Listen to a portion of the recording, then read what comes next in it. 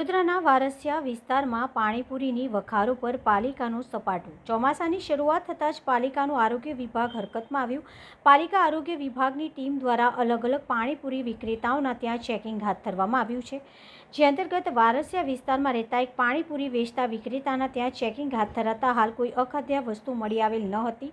જોકે મળતી માહિતી અનુસાર અન્ય સ્થળો પર બેદરકારીના દ્રશ્યો જોવા મળ્યા હતા, જ્યાં મોટા પ્રમાણમાં અખાદ્ય બટાકા, ચટણી અને પાણીનો નાશ કરવામાં આવ્યો હતો। ઉલ્લેખનીય છે કે ચોમાસું શરૂ થતાં પાણીજન્ય રોગના કેસમાં વધારો થતાં આ કાર્યવાહી કરવામાં આવી રહી છે।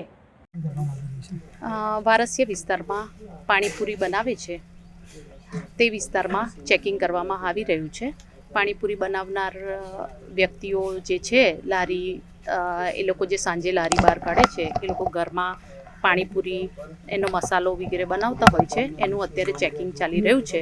એમાં હાઇજેનિક કન્ડિશનમાં ના હોય કે કલર યુઝ કરતા હોય કાં તો લાઇસન્સ રજિસ્ટ્રેશન વગર ધંધો કરતા હોય, એ બધી બાબતે ચેકિંગ હાથ ધરવામાં આવી રહ્યું છે। કેવી જગ્યા પર હમણાં શું પરિસ્થિતિ છે?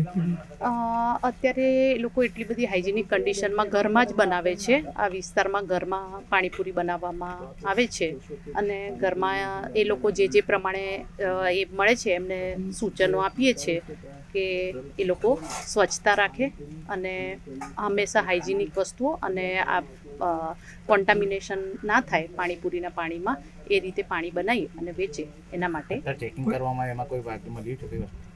હાલમાં અત્યારે એટલું વરસાદના લીધે એ લોકો એવું કહી રહ્યા છે કે અમે લોકોએ આજના દિવસે એટલું સાંજે કદાચ લારી ના કાઢીએ, એના માટે હાલમાં અત્યારે એટલું રો મટીરિયલ છે, પરંતુ બાફેલા બટાકા, ચણા એ બધું મળી આવેલ નથી। હાલમાં કામગીરી ચાલુ છે।